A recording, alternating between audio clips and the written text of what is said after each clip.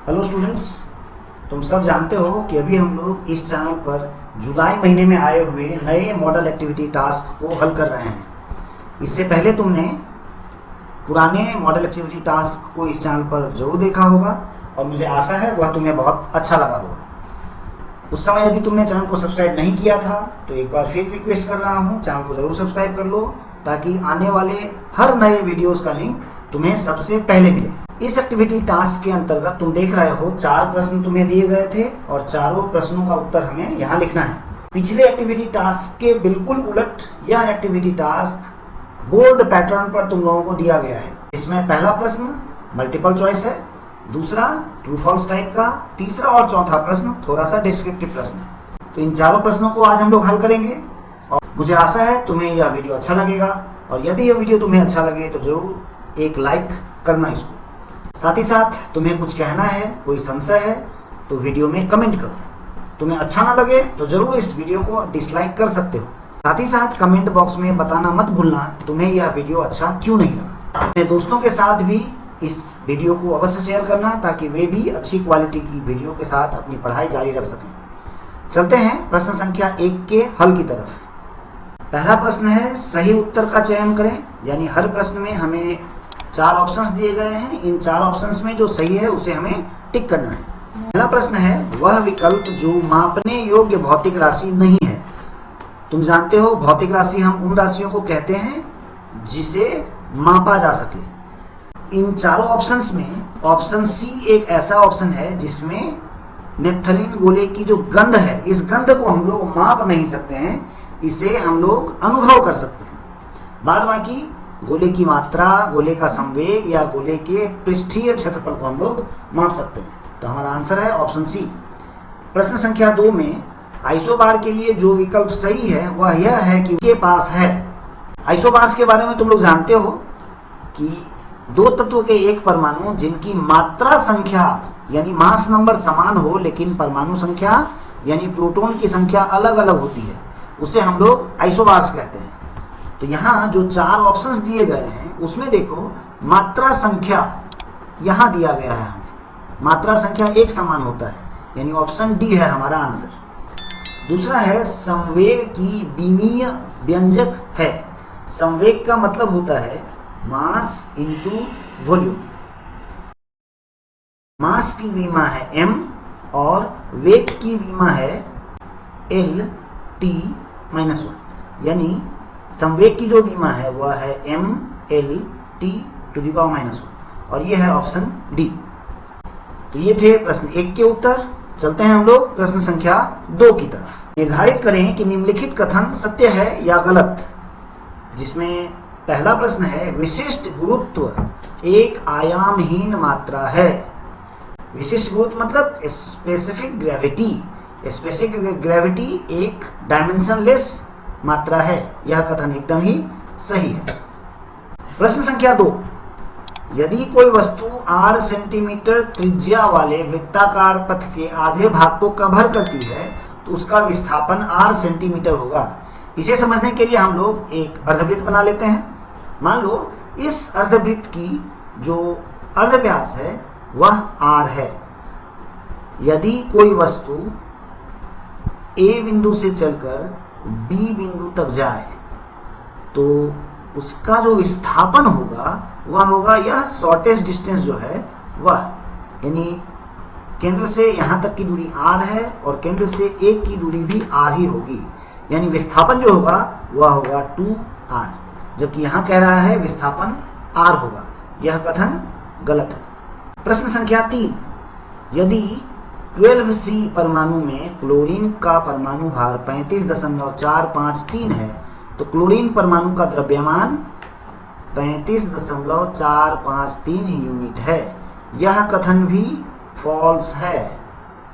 चलते हैं प्रश्न संख्या 3 की तरफ। हमें 2 या 3 वाक्यों में उत्तर देना है। पहला प्रश्न है STP पर हाइड्रोजन गैस का घनत्व है 0.0898 ग्राम पर लीटर।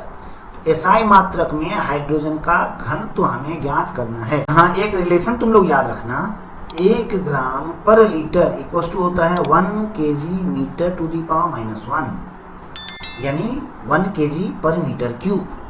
तो हमें गैस का घनत्व दिया गया है 0.0898 ग्राम पर लीटर। अभी मैंने कहा कि 1 ग्राम पर लीटर होता है 1 kg पर मीटर क्यूब, यानी इसे हम लोग गुना करेंगे 1 kg मीटर माइनस क्यूब, यानी हमारा आंसर होगा 0.0898 kg metre to the power -1। यह है हमारा answer.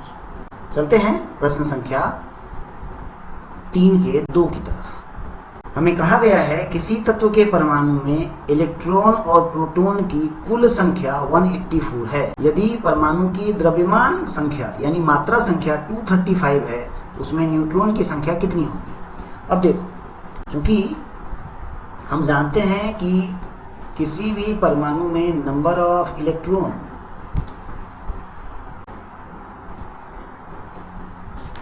Equals to number of proton होता है।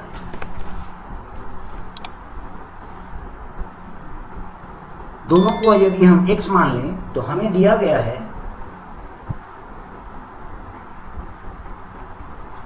इलेक्ट्रॉन प्लस प्रोटॉन,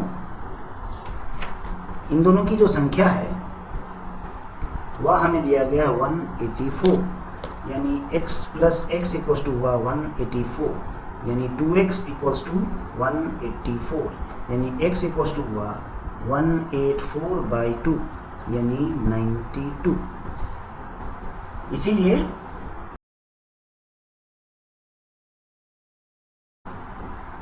लेकिन परमाणु का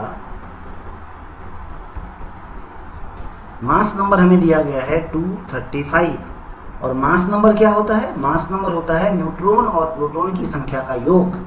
इसीलिए न्यूट्रॉन की संख्या होगी 235 माइनस प्रोटॉन की संख्या यानी 92। इसे अगर माइनस करो तो हमें मिलेगा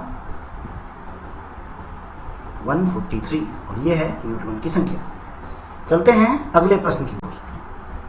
प्रश्न संख्या 4 में हमें कह रहा है एक रेलगाड़ी 60 किलोमीटर प्रति घंटे की चाल से चल रही है। जब ब्रेक लगाते हैं तो 1 मीटर प्रति सेकंड स्क्वायर की मंदता उत्पन्न हुई है। तो ट्रेन को रुकने के लिए जो आवश्यक समय है वह निर्धारित करना है। तो चूंकि